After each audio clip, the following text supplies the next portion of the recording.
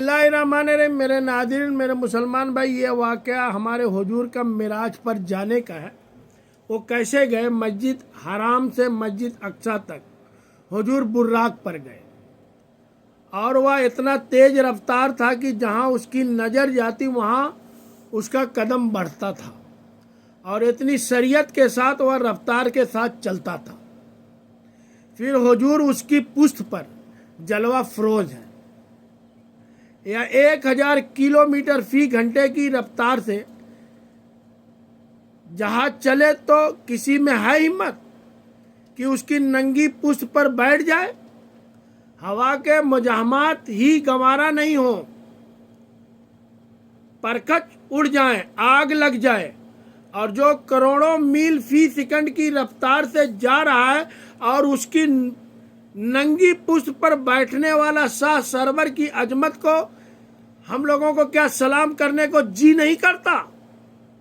اچھا، پھر اتنی سریعت کے ساتھ جائیں، راستے میں کوئی دکھائی بھی نہ دے تو سجھائی نہیں دیتا، اچھی طرح پہچان نہیں پاتا بندہ، لیکن آپ اس رفتار سے جا رہے ہیں۔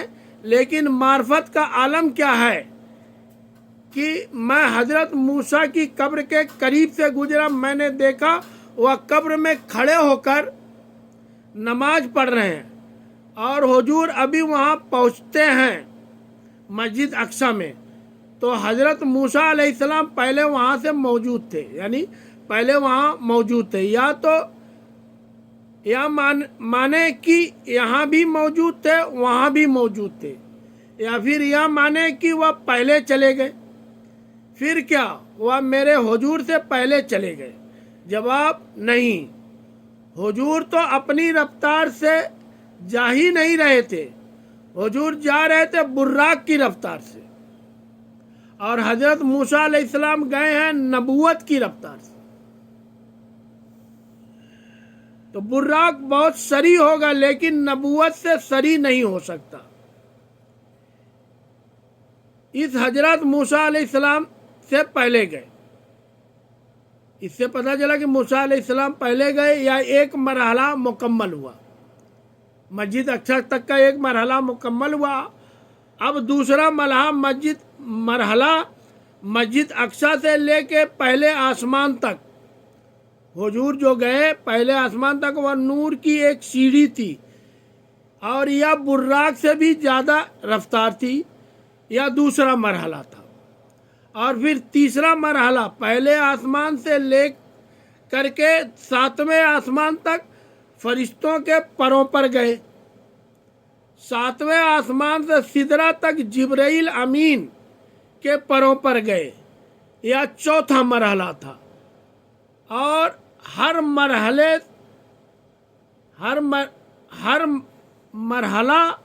پہلے مرحلہ سے سری تھا، اور ہر مرحلہ پہلے مرحلہ سے سری تھا، اور پھر سدرہ پر جا کے جبرائیل امین نے بھی کہا کہ آگے میں نہیں جا سکتا۔ تب حضور کے لیے ایک سبز نوری تخت لایا گیا، جس کا نام رفرف کہتے ہیں، یعنی اس کو رفرف کہتے ہیں۔ اس پر حضور تشریف فرما ہوئے، اور پھر وہ کسی سری سے گیا۔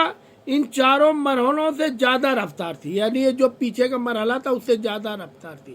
اب یہ 5واں مرحلہ اپنی انتہا کو پہنچے۔